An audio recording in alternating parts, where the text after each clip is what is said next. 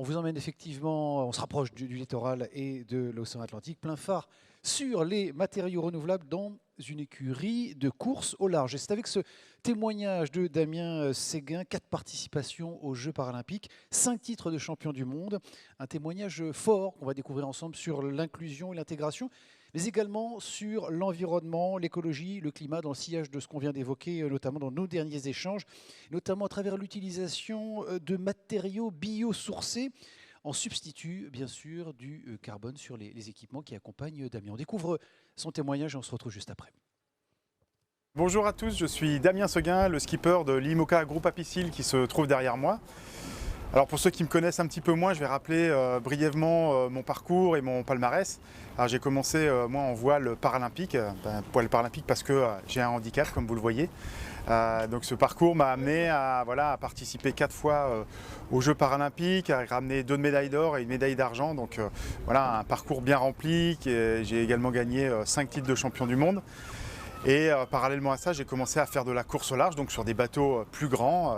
Voilà, moi j'avais comme rêve de faire un jour la route du Rhum, donc j'ai réalisé ce rêve-là en 2010. Et depuis là, voilà, les portes de la course au large se sont ouvertes. Alors un petit peu difficilement, c'est vrai, parce qu'au début, accéder à ce milieu-là, à ce monde-là, avec un handicap, c'était pas quelque chose de facile. Il a fallu faire comprendre à certaines personnes que mon handicap n'était pas forcément quelque chose de dangereux sur l'eau et qu'on pouvait concilier complètement voilà, la différence physique avec de la performance. Et voilà, cette notion-là, elle me tient toujours très fort à cœur, et c'est pour ça que j'ai voulu continuer mon parcours avec les gros bateaux en augmentant à chaque fois la taille de ma machine et en augmentant aussi les courses que je faisais. Donc après la route du Rhum, je me suis lancé comme défi de participer au Vendée Globe. Voilà, j'ai fait 7e du dernier Tour du Monde en solitaire. Et voilà, donc c'est un super beau résultat. C'était la première fois qu'une personne en situation de handicap était au départ et à l'arrivée d'une course comme celle-là. Donc c'est une vraie fierté d'avoir porté les couleurs du groupe Apicil notamment, et puis aussi de l'association des pieds et des mains sur ce Tour du Monde. Je reste moi persuadé que la différence est une vraie richesse, et que ce soit dans le sport ou au sein de l'entreprise, on a tous autour de nous des exemples qui nous prouvent que, et d'une, l'intégration et l'inclusion c'est possible, et deuxièmement que ça nous apporte à tous quelque chose en plus. Nous les marins, on est les premiers témoins des changements climatiques qui s'opèrent. Voilà, on croise de plus en plus de déchets plastiques de plus en plus loin des côtes. On voit que les grands systèmes météorologiques en tout cas sont un petit peu déréglés, ou on voit un vrai changement en tout cas sur ces 10 dernières années. Donc on peut témoigner de ces choses-là. Et c'est pour ça aussi que, en tant qu'entrepreneur, en tant que patron d'une écurie de course au large, on fait attention, de plus en plus attention en tout cas, à la façon dont on dépense notre énergie, la façon dont on a de produire des déchets, que ce soit à bord mais aussi au sein du chantier. Donc on a mis au fur et à mesure des protocoles pour mieux trier nos déchets, pour que ça puisse être recyclé au maximum. Et puis on fait un effort supplémentaire, en tout cas l'hiver dernier, nous sur notre bateau, c'est le choix qu'on a fait, c'était de mettre en place un protocole en utilisant des matériaux renouvelables. Donc à bord, on a inclus un certain nombre de choses en fibre de lin, en utilisant des matériaux et de la résine biosourcée à au minimum 40%.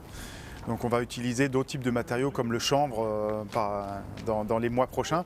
Donc voilà, on est une des premières écuries de course au large à mettre ça en œuvre sur un bateau de course, parce que sinon on utiliserait exclusivement du carbone. Donc on fait ça, c'est un vrai choix, c'est une conviction que j'ai réussi à transmettre à l'ensemble de l'équipe.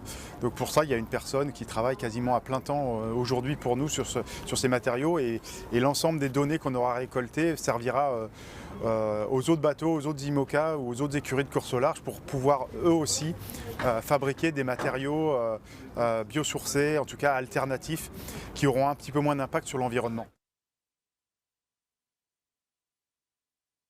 Donc voilà, j'imagine bien que parmi vous, ces notions qui rentrent vraiment dans la RSE générale, mais qui touchent un petit peu l'impact qu'on peut avoir sur notre environnement, qu'il soit proche ou notre environnement à plus long terme, c'est quelque chose qui vous parle, et je sais qu'il y a déjà beaucoup d'entre vous qui ont fait un pas dans ce sens-là dans votre vie quotidienne et au sein de votre entreprise.